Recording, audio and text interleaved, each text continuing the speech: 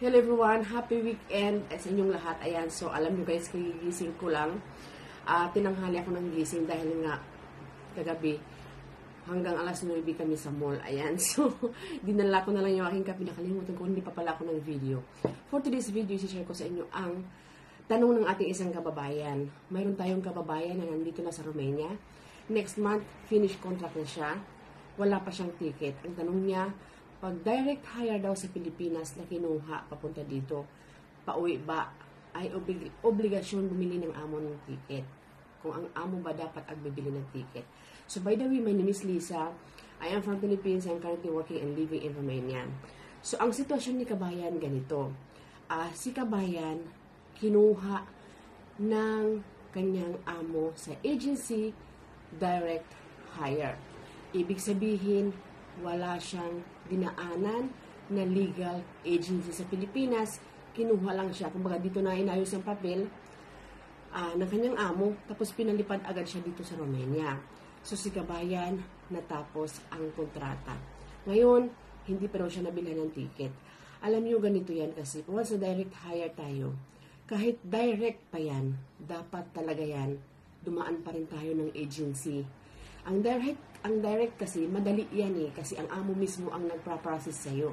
So at least, sa Pilipinas, ang dapat dyan, dumaan ka sa legal na agency pa rin.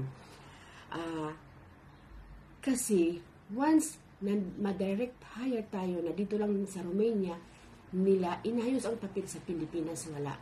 Ibig sabihin, hindi tayo license sa POAA na umalis papunta sa Romania. Kasi direct hire nga, dito ka inayos ng amo ng papel. Lumipad ka ulit agad dito without training, wala kahit ano, medical lang.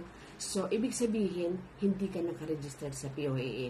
Ngayon, ang problema, dahil tapos na ang iyong kontrata, hindi ka pa nabibilhan ng ticket, hindi ka pa binilhan. Ang problema nito, wala tayong magagawa. Kung hindi ka bilhan, no choice, ikaw ang bibili. Alam niyo kung bakit? Wala kang habol. Kasi ang kontrata ninyong dalawa, hindi yan nakaregistered sa POAA. So, inuulit ko, dapat kahit pa rin tayo direct hire ng ating mga amo, dumadaan pa rin tayo dapat sa agency sa Pilipinas para ma-register yung ating kontrata doon.